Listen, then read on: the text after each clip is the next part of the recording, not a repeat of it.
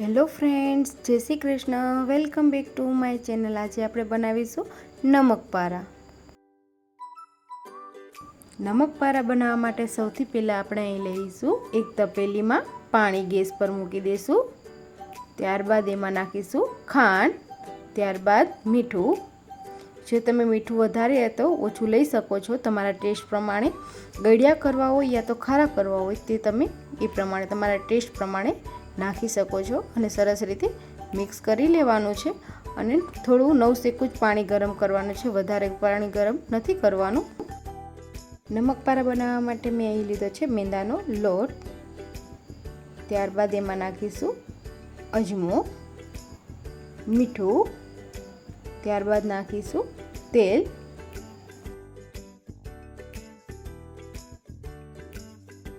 બધું જ સરસ રીતે મિક્સ કરી લેવાનું છે. અહીં તેલ તમારે એટલું નાખવાનું છે જે આવી રીતના સરસ લોટ પેક થઈ જાય એટલું મોવણ અહીં નાખવાનું છે. સરસ રીતે મિક્સ થઈ ગયું છે. ત્યારબાદ તેમાં નાખીશું ગરમ કરેલું પાણી. ધીમે ધીમે પાણી એડ કરવાનું છે અને સરસ રીતે મિક્સ કરતું જવાનું છે અને લોટ બાંધી લેવાનો છે. અહીં મેં સરસ રીતે લોટ બાંધી દીધો છે. તેની પર થોડું તેલ એડ કરીને 20 મિનિટ માટે ઢાંકીને મૂકી દઈશું. ત્યાં સુધીમાં આપણે તેનો મસાલો તૈયાર કરીશું. મસાલા માટે મેં અહીં લીધું છે મીઠું, ચાટ મસાલો, લાલ મરચાં પાવડર, સંચર અને મરી પાવડર.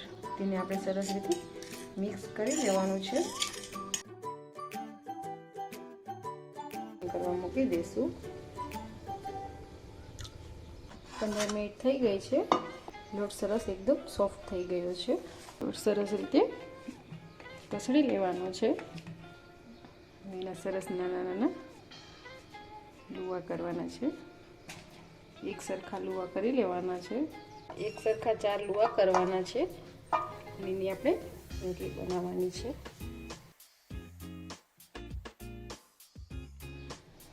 સરસ રીતે વણી લેવાનું છે.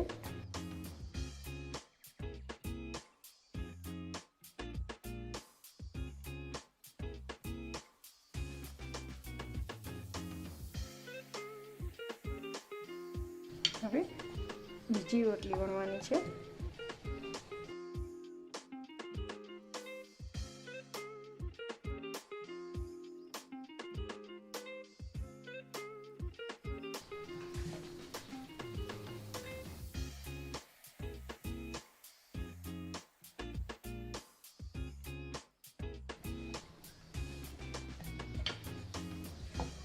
એવી જ રીતે આપણે 4 રોટલી વણી લેવાની છે.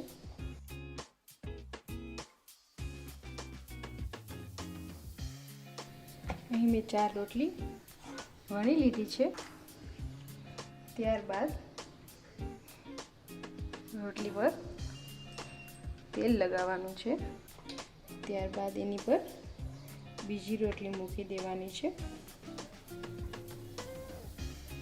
ત્યારબાદ એની પર ઓઇલ લગાવવાનું છે.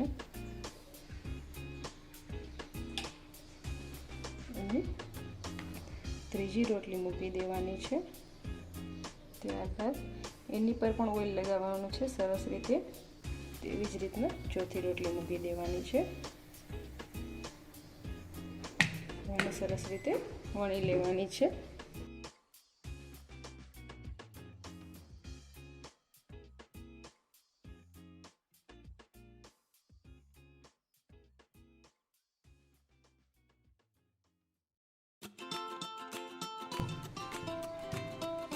સરસ રીતે રોટલી વણી લીધી છે સરખી.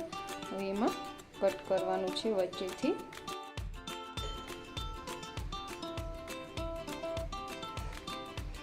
ત્યારબાદ અહીંથી કટ કરવાનું છે.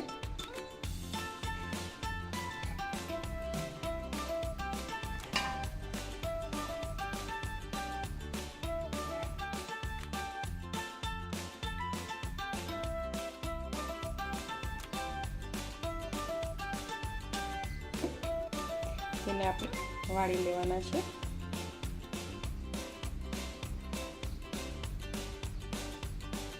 એક સરખી રીતે બધા જ વાળી લેવાના છે.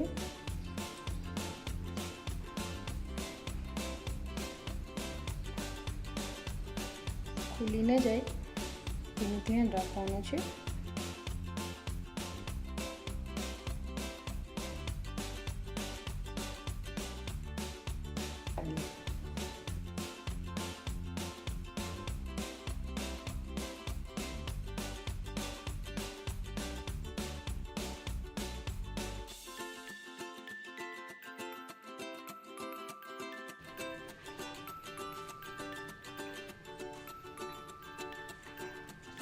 અહીં મેં બધા એક સરખા બનાવી લીધા છે.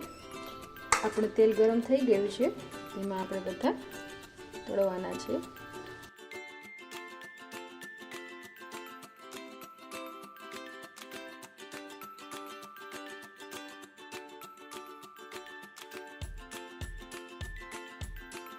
બ્રાઉન થાય ત્યાં સુધી તળવાના છે. એમાં આપણે બનાવેલો મસાલો છાંટવાનો છે અને સરસ રીતે મિક્સ કરી લેવાના છે. આ તમે ગરમ ગરમ જ મસાલો છાંટવાનો છે જેથી કરીને સરસ રીતે મિક્સ થઈ જાય. તો આપણા નમક પારા છે તૈયાર, જે તમે ચા સાથે સવારે યા તો સાંજે ખાઈ શકો છો અને 20-25 દિવસ માટે તમે સ્ટોર કરી શકો છો. પ્લીઝ લાઈક કરજો, શેર કરજો અને સબસ્ક્રાઈબ કરજો. Bye bye. C you in next video.